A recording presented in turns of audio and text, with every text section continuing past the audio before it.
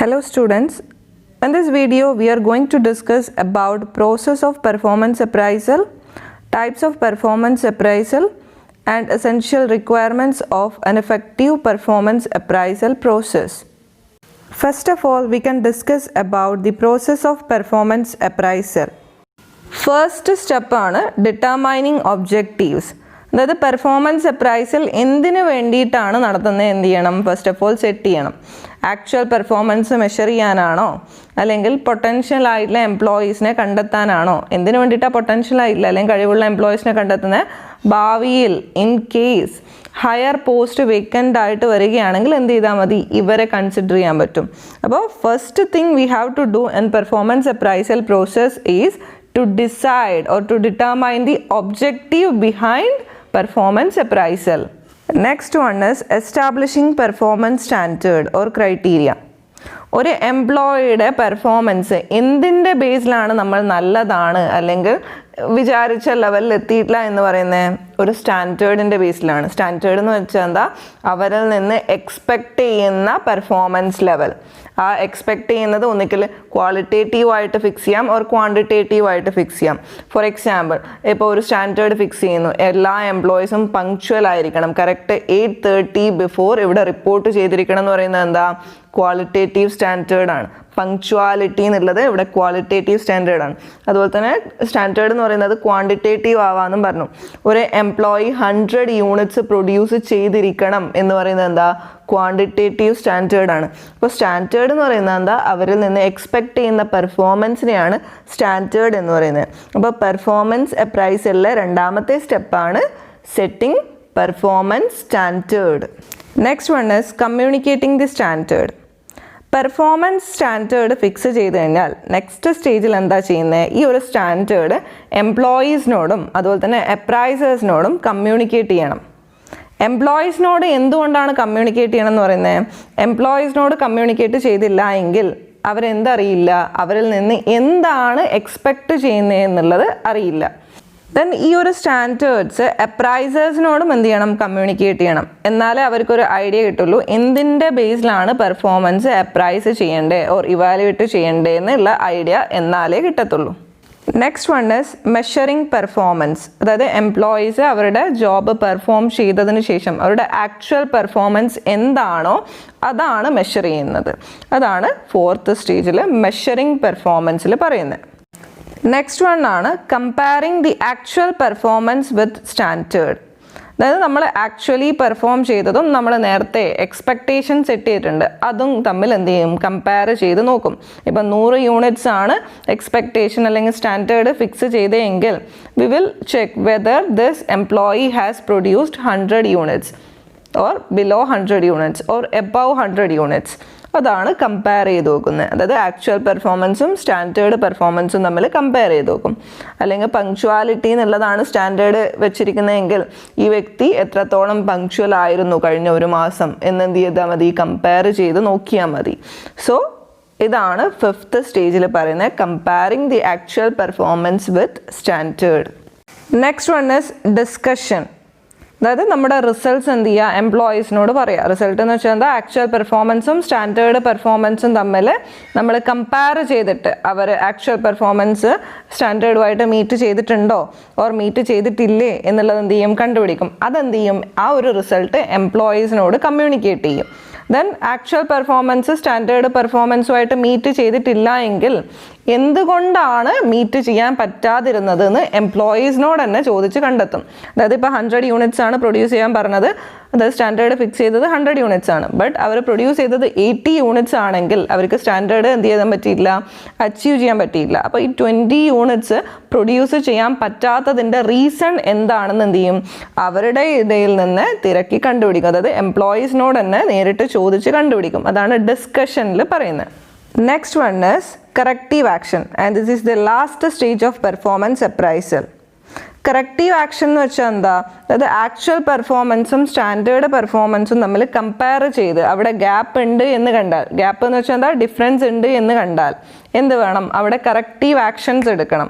Corrective actions എടുത്തു കഴിഞ്ഞാൽ മാത്രമേ ഭാവിയിൽ എന്ത് ചെയ്യാൻ പറ്റുള്ളൂ, ഈ ഒരു എംപ്ലോയീസിന് സ്റ്റാൻഡേർഡ് അച്ചീവ് ചെയ്യാൻ പറ്റുള്ളൂ. ചിലപ്പോൾ ഇയാൾക്ക് പ്രോപ്പർ ആയിട്ടുള്ള ട്രെയിനിങ് കിട്ടാത്തതുകൊണ്ടായിരിക്കാം ഈ ഒരു പെർഫോമൻസ് സ്റ്റാൻഡേർഡ് അച്ചീവ് ചെയ്യാൻ പറ്റാതിരുന്നതെന്ന്. അപ്പോൾ അയാൾക്ക് എന്ത് ചെയ്താൽ മതി, ട്രെയിനിങ് കൊടുത്തു കഴിഞ്ഞാൽ ഓട്ടോമാറ്റിക്കലി അയാൾ ഫ്യൂച്ചറിൽ എന്താണ് ആ ഒരു പെർഫോമൻസ് സ്റ്റാൻഡേർഡ് അച്ചീവ് ചെയ്യാൻ പറ്റും. So this is the last step in case of performance appraisal process. Now we can discuss about different types of appraisal. There are various types of appraisal. We can discuss one by one. First one ആണ് formal appraisal. This type of appraisal is followed by medium and large scale business. ഒരു large scale ബിസിനസ്സിൽ അല്ലെങ്കിൽ ഒരു medium scale ബിസിനസ്സിൽ number of employees എന്താണ്, കൂടുതലായിരിക്കും. So കൂടുതൽ employees ഉള്ള ഒരു സ്ഥലത്ത് നമ്മൾ പ്രോപ്പർ ആയിട്ടുള്ള പ്രൊസീജിയേഴ്സ് അല്ലെങ്കിൽ സ്റ്റെപ്സ് ഒന്നും ഫോളോ ചെയ്യാതെയാണ് ഈ പറഞ്ഞ പെർഫോമൻസ് അപ്രൈസൽ ക്യാരി ഔട്ട് ചെയ്യുന്നതെങ്കിൽ അത്തരത്തിലുള്ള അപ്രൈസൽ എന്തായിരിക്കും, ടോട്ടലി വേസ്റ്റ് ആയിരിക്കും. ഓർ നമുക്ക് അക്യുറേറ്റ് ആയിട്ടുള്ള ഇൻഫർമേഷൻസ് തരില്ല, അല്ലെങ്കിൽ ഭാവിയിൽ കൺഫ്യൂഷൻസ് വന്നേക്കാം. അതുകൊണ്ട് തന്നെ എന്ത് ഫോളോ ചെയ്യും, പ്രോപ്പർ ആയിട്ടുള്ള procedures or step by step process follow ചെയ്യും. സോ ഫോർമൽ ആയിട്ടുള്ള ഒരു procedure or step by step procedure follow ചെയ്തിട്ടാണ് പെർഫോമൻസ് അപ്രൈസൽ നടത്തുന്നതെങ്കിൽ അതിന് എന്താണെന്ന് പറയാം, ഫോർമൽ അപ്രൈസൽ എന്ന് പറയാം. Second one is informal appraisal. This is just opposite of formal appraisal. അതായത് നമ്പർ ഓഫ് എംപ്ലോയീസ് എന്തായിരിക്കും ഇവിടെ കുറവായിരിക്കും. അതുപോലെ തന്നെ ഇവിടെ ഫോളോ ചെയ്യുന്ന പ്രൊസീജിയേഴ്സ് എന്തായിരിക്കുന്നില്ല, സ്റ്റെപ്പ് ബൈ സ്റ്റെപ്പ് പ്രൊസീജിയേഴ്സ് ആയിരിക്കണം എന്നില്ല. Next one is appraisal by subordinates. അപ്പോൾ ആ ഒരു ടേം ഇൻഡിക്കേറ്റ് ചെയ്യുന്ന പോലെ തന്നെ ഇവിടെ സുപ്പീരിയറിൻ്റെ പെർഫോമൻസ് ഇവാലുവേറ്റ് ചെയ്യുന്നത് ഓർ അപ്രൈസൽ നടത്തുന്നത് ആരാണ്, സബോർഡിനേറ്റ്സ് ആണ്. നോർമലി ഇത്തരത്തിലുള്ള അപ്രൈസൽ റിയൽ വേൾഡിൽ കാണാൻ പറ്റില്ല. കാരണം സബോർഡിനേറ്റ്സ് എന്ന് വെച്ചാൽ ആരാണ്, ഇൻഎക്സ്പീരിയൻസ്ഡ് ആയിട്ടുള്ള ആൾക്കാരായിരിക്കും. അതുകൊണ്ട് തന്നെ അവർക്ക് ഹയർ ജോബ്സിനെ കുറിച്ചിട്ടൊന്നും വലിയ ധാരണ ഉണ്ടാവില്ല. സോ അവർ നടത്തുന്ന അപ്രൈസൽ എന്താണ്, തെറ്റായിരിക്കും. സോ റിയൽ വേൾഡിൽ ഇത്തരത്തിലുള്ള ഒരു അപ്രൈസൽ നമുക്ക് കാണാൻ പറ്റില്ല. Next one is individual appraisal. Individual appraisal എന്ന് വെച്ചാൽ എന്താ, ഒരു ഓർഗനൈസേഷനിൽ എല്ലാ സബോർഡിനേറ്റ്സിൻ്റെയും അപ്രൈസൽ അല്ലെങ്കിൽ പെർഫോമൻസ് അപ്രൈസൽ നടത്തുന്നത് ആരാണ്, ഒരു സിംഗിൾ പേഴ്സൺ ആണ്, അല്ലെങ്കിൽ ഒരു സിംഗിൾ സുപ്പീരിയർ ആണ് എങ്കിൽ, അല്ലെങ്കിൽ ഒരു സിംഗിൾ റേറ്റർ ആണ് എങ്കിൽ നമുക്കതിനെ എന്ത് അപ്രൈസൽ എന്ന് പറയാം, ഇൻഡിവിജ്വൽ അപ്രൈസൽ എന്ന് പറയാം. Next one is group appraisal. Group appraisal എന്ന് വെച്ചാൽ എന്താ, it is just opposite of individual appraisal. Group അപ്രൈസലിൽ എന്താണ്, ഒരു ഗ്രൂപ്പ് ഓഫ് പേഴ്സൺസ് കൂടിയാണ് എംപ്ലോയീസിനെ ഇവാലുവേറ്റ് ചെയ്യുന്നത്, അല്ലെങ്കിൽ എംപ്ലോയീസിൻ്റെ പെർഫോമൻസ് ഇവാലുവേറ്റ് ചെയ്യുന്നത് ഒരു വ്യക്തിയല്ല, ഒരു ഗ്രൂപ്പ് ഓഫ് പേഴ്സൺസ് അല്ലെങ്കിൽ ഒരു ഗ്രൂപ്പ് ഓഫ് സൂപ്പർവൈസേഴ്സ് കൂടിയാണ് എന്ത് ചെയ്യുന്നത്, പെർഫോമൻസ് ഇവാലുവേറ്റ് ചെയ്യുന്നത്. Next one is initial appraisal. Initial appraisal എന്ന് വെച്ചാൽ എന്താ, ഒരു എംപ്ലോയിനെ അപ്പോയിൻറ്റ് ചെയ്ത ആ ഒരു ടൈമിൽ നടത്തുന്ന അപ്രൈസലാണ് ഇനീഷ്യൽ അപ്രൈസൽ. അതായത് അയാളുടെ ട്രെയിനിങ് പീരീഡിൽ എന്ത് ചെയ്യും, അയാൾ ആ ഒരു ജോബിന്, അയാൾ ഏത് ജോബിനാണോ അപ്പോയിൻറ്റ് ചെയ്തിരിക്കുന്നത് ആ ഒരു ജോബിന് അയാൾ ഫിറ്റ് ആണോ, ഓർ ഭാവിയിൽ ഈ ഒരു വ്യക്തിക്ക് ഓർഗനൈസേഷന് വേണ്ടിയിട്ട് എന്തെങ്കിലും കോൺട്രിബ്യൂട്ട് ചെയ്യാൻ പറ്റുമോ, അല്ലെങ്കിൽ ഇയാളുടെ പൊട്ടൻഷ്യൽ ഇൻക്രീസ് ചെയ്യാനുള്ള ചാൻസസ് ഉണ്ടോ എന്നൊക്കെ എന്ത് ചെയ്യും, തുടക്കത്തിൽ തന്നെ അപ്രൈസൽ നടത്തും. അതിനെയാണ് ഇനീഷ്യൽ അപ്രൈസൽ എന്ന് പറയുന്നത്. Last one is promotional appraisal or potential appraisal. So this type of appraisal is done to select candidates or persons for promotional training. അതായത് കഴിവുള്ളവരെ എന്ത് ചെയ്യും, പ്രൊമോഷൻ ട്രെയിനിങ്ങിന് വേണ്ടിയിട്ട് സെലക്ട് ചെയ്യാൻ വേണ്ടിയിട്ടാണ് എന്ത് ചെയ്യുന്നത്, പൊട്ടൻഷ്യൽ അപ്രൈസൽ നടത്തുന്നത്. അവരെ പ്രസൻറ്റ് ജോബ് നോക്കും, ദെൻ അവരുടെ ഫ്യൂച്ചർ പൊട്ടൻഷ്യലും കൂടി എന്ത് ചെയ്യും, പ്രസൻ്റ്ലി അയാൾ ചെയ്യുന്ന ജോബിൻ്റെ ബേസിൽ അനലൈസ് ചെയ്യും. അങ്ങനെ എന്ത് ചെയ്യും, പ്രൊമോഷണൽ ട്രെയിനിങ്ങിന് വേണ്ടിയിട്ട് ആൾക്കാരെ സെലക്ട് ചെയ്യും. അതിനെയാണ് പ്രൊമോഷണൽ അപ്രൈസൽ എന്ന് പറയുന്നത്.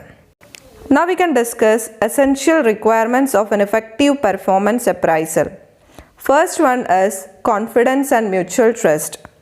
അതായത് എംപ്ലോയറും എംപ്ലോയീസും തമ്മിൽ എന്തുണ്ടായിരിക്കണം, മ്യൂച്വൽ ട്രസ്റ്റ് ഉണ്ടായിരിക്കണം. എന്നിരുന്നാൽ മാത്രമേ ഈ പെർഫോമൻസ് അപ്രൈസൽ നടത്തിയത് കറക്റ്റ് ആണെന്ന് ആർക്ക് വിശ്വാസം വരത്തുള്ളൂ, എംപ്ലോയീസിന് വിശ്വാസം വരത്തുള്ളൂ. അപ്പോൾ അവർ തമ്മിൽ എന്തുണ്ടായിരിക്കണം, മ്യൂച്വൽ ട്രസ്റ്റ് ഉണ്ടായിരിക്കണം. Then only they will have confidence in the performance appraisal done by the appraisers. രണ്ടാമത്തെയാണ് ഡെഫിനറ്റ് ഒബ്ജക്റ്റീവ്സ്. അതായത് പെർഫോമൻസ് അപ്രൈസൽ നടത്തുന്നതിന് പിന്നിൽ പ്രത്യേകിച്ചൊരു ഒബ്ജക്റ്റീവ് ഉണ്ടായിരിക്കണം. ആക്ച്വൽ പെർഫോമൻസ് മെഷർ ചെയ്യാനാണോ, ഓർ പൊട്ടൻഷ്യൽ ആയിട്ടുള്ള എംപ്ലോയീസിനെ കണ്ടെത്താനാണോ എന്നുള്ളതുള്ള കറക്റ്റായിട്ടുള്ള ഒബ്ജക്റ്റീവ് ഉണ്ടായിരിക്കണം behind performance appraisal.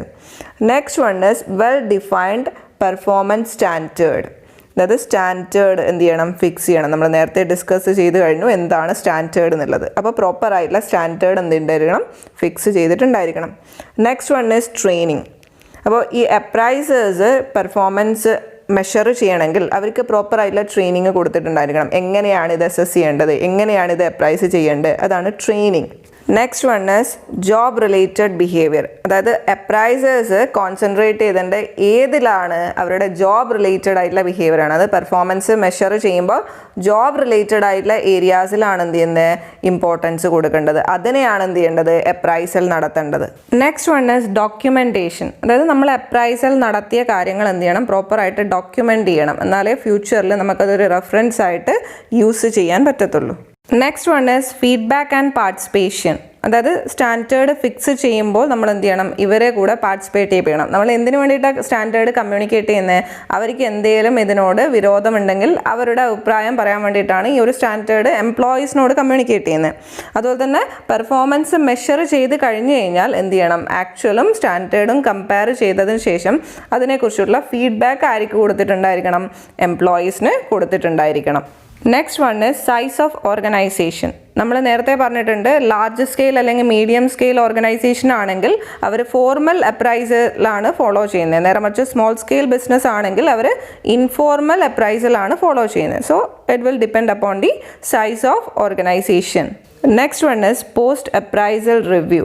Post appraisal review എന്ന് വെച്ചാൽ നമ്മൾ അപ്രൈസൽ കണ്ടക്ട് ചെയ്തതിന് ശേഷം എന്ത് ചെയ്യണം, എംപ്ലോയീസുമായിട്ടൊരു ഇൻ്റർവ്യൂ കണ്ടക്ട് ചെയ്യണം. എന്തിനു വേണ്ടിയിട്ട് ഇൻ്റർവ്യൂ കണ്ടക്ട് ചെയ്യുന്നത്, അവരുടെ പെർഫോമൻസിനെ കുറിച്ചിട്ട് അവർക്ക് പറഞ്ഞു കൊടുക്കാനും ഫീഡ്ബാക്ക് കൊടുക്കാനും എന്തെങ്കിലും ഡിഫിക്കൽട്ടീസ് അവർ ഫേസ് ചെയ്യുന്നുണ്ടെങ്കിൽ അതറിയാനും വേണ്ടിയിട്ടാണ് എന്ത് ചെയ്യുന്നത്, ഈ പറഞ്ഞ ഇൻ്റർവ്യൂ കണ്ടക്ട് ചെയ്യുന്നത്. അതാണ് പോസ്റ്റ് അപ്രൈസൽ റിവ്യൂ.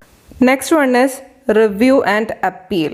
അതായത് ഈ പറഞ്ഞ അപ്രൈസേഴ്സ് കറക്റ്റായിട്ടാണോ അപ്രൈസൽ നടത്തിയെന്ന് നോക്കാൻ വേണ്ടിയിട്ടാണ് റിവ്യൂ ആൻഡ് അപ്പീൽ.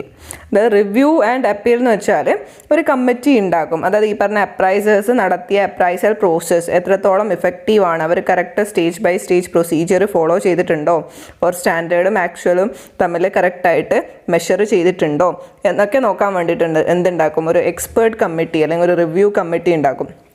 അവരെന്ത് ചെയ്യും, ഇതൊക്കെ അനലൈസ് ചെയ്യും. അതായത് റേറ്റേഴ്സ് സ്ട്രിക്റ്റ് ആയിരുന്നോ ഓർ ലീനിയൻ്റ് ആയിരുന്നോ എന്നൊക്കെ എന്ത് ചെയ്യും, അനലൈസ് ചെയ്യും.